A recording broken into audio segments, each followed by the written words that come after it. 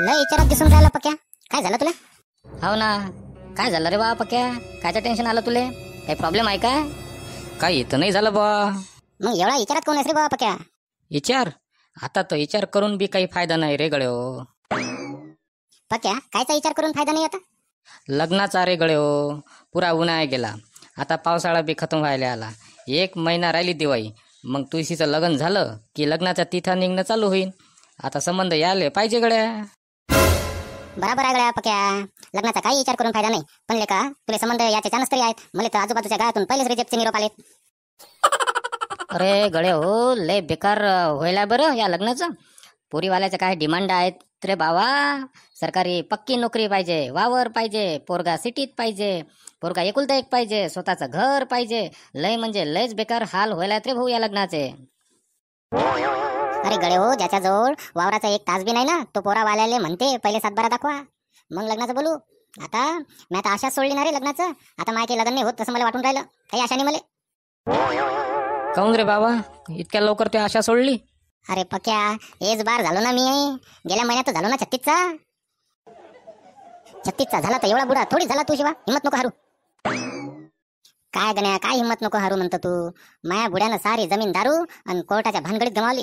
मला नोकरी बी नाही. कोण दिन मला पोरगी? पहिले मला संबंधाचे निरोप तरी येत जाय. आता 3-4 वर्ष झाले एक निरोप नाही आला मला. एक गाव नाही राहिलं ना रे आपल्या एरियात. हा की जती मी निरोप पाठवला, हा सगळ्यांनी मला आता रिजेक्ट करून टाकलं. जती मी सोयरीसाठी निरोप पाठवला त्यातून मला उलटा निरोप बी नाही आला.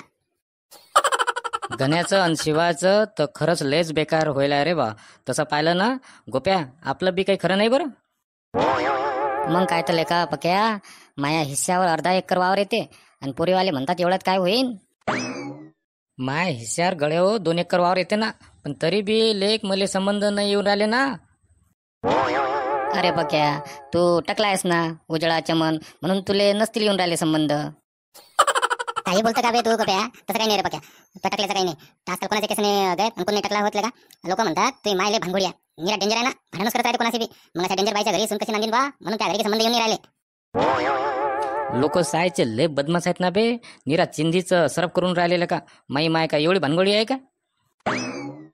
बरं ते जाऊ द्या गडे हो. आपण काही धंदापाणी करता काय? मग आपल्याला तर काही सरकारी नोकरी लागत नाही. धंद्या पाण्याचंच पाहू ना. हा धंदा पाणी जर असला आपल्याजवळ तर येईल तरी एखादा संबंध. बाबू गोप्या, धंदा टाकायला नोटा पाजत ना. हा आपली तर अशी गोट होते कधी कधी की खरा घ्यायला बी आपल्याजवळ खडकुनी राहत. ज्याला त्याला खरा मागा लागते ना मग आपल्याला. बँकवाले तर आपल्याला उभी करत नाहीत ना बे. हा आणि धंदा टाकता कोणता? मी नव्हता काय टाकला पानपट्टीचा? उधारीनं पुरा डुबलो ना मी आणि माई पानपट्टी. अरे बरोबर आहे तुझ्या शिवा. आपल्या गावातले लोक सायचे उधारीवर जगतात ना बे. एका जवळ उधारी जादा झाली की बदललं दुकान, मग त्याला चोट दिली की तिसरा आणि मग 4था पकडता सायचे. पुरा धंदा डुबून जाते आपल्या गावात. गावात धंदा करणं गुराट गोट व्हायला रे भाऊ. मी माया वावरात कोंबड्याचा आणि बकऱ्याचा फार्म टाकतो म्हणतो तर बुडा नाही म्हणते.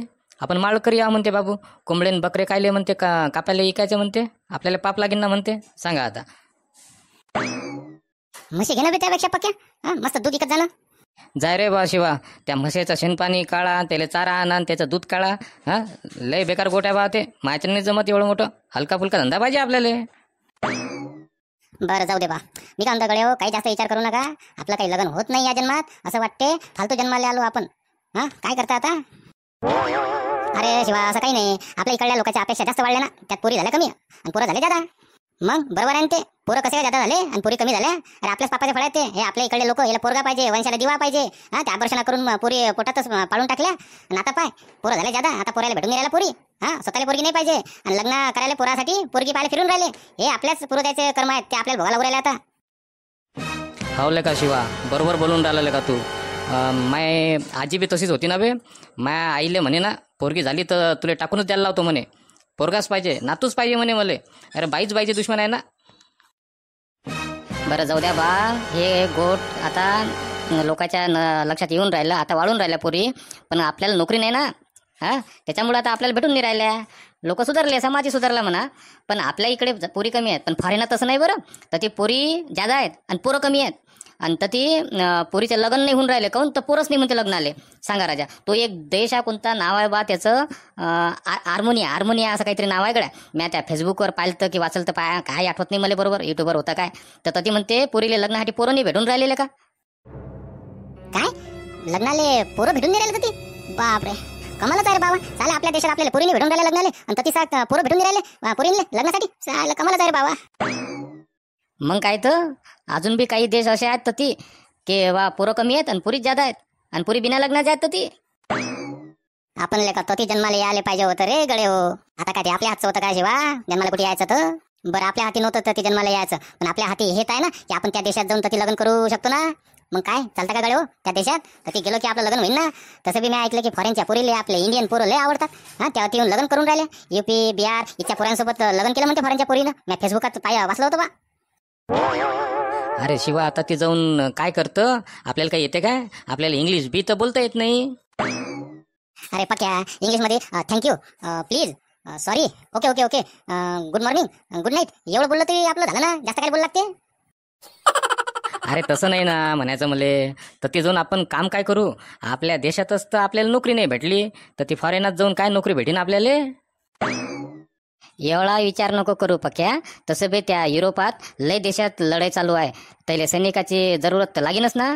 सैन्यात भरती झालो की पैसे येतील आणि ती आपल्याला पोरगी बी भेटीन ना. तुम्हाला तर गडे भेटीन नोकरी मिलिटरी मला कशी भेटीन. मी तर येस बार व्हायला ना बे.